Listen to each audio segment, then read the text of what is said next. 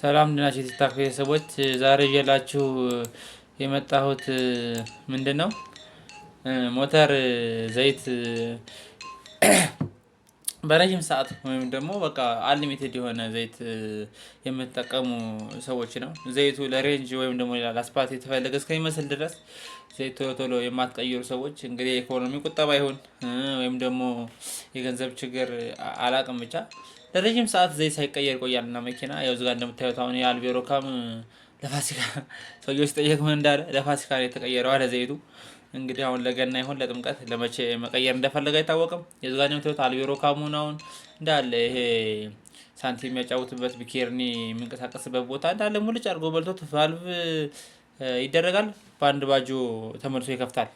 በቃ ትንሽ እንደሄደ ነው መክፈት የሚጀምረውና ሬጂስትሮ ስለሚያዛባ ሬጂስትሮው ቢኬርኒ የሚንቀሳቀስበት ቦታ የተለያየ ስለሚሆንና አጀስትመንቱ እየተዛባ ያስቸገረ ድምጽ እያመጣ ነው ያስቸገረውና ሲታይ አሁን እንደምታዩት 12ቱንም ቢኬርኒ አልቤሮ እንደምታዩት ጎርጉዶ አለ። ቢኬርኒው ራሱ እንደምታዩት ቂጥ በቂጡ በኩል አሁን ቀጥ ያለና ስሙዝ ነው ለስላሳ ነገር ነውና ጎርጉዶ ምናምን በጣም ኦቨር ተበልቶ የዘይት ጋላሪ ሁሉ ከሲሊንደር ጋር በተገናኘ ዘግቶ ነው ያገኘነውና ይሄ ሁሉ ምንድነው ዘይት ወቅቱ ባለመቀየር ቢኬርኒው ተበላና ከፋፈተ ቫልቭ ማለት ነው።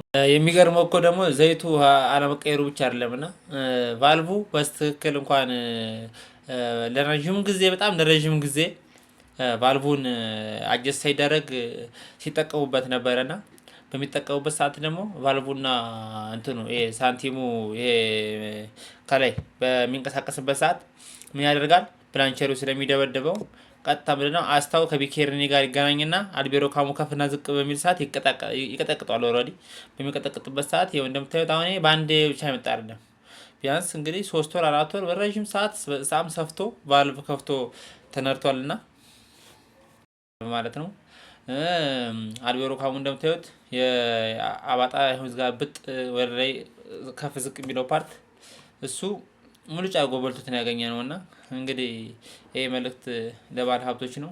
በወቅቱ ቢቀየር ላለውኝ አመሰግናለሁ።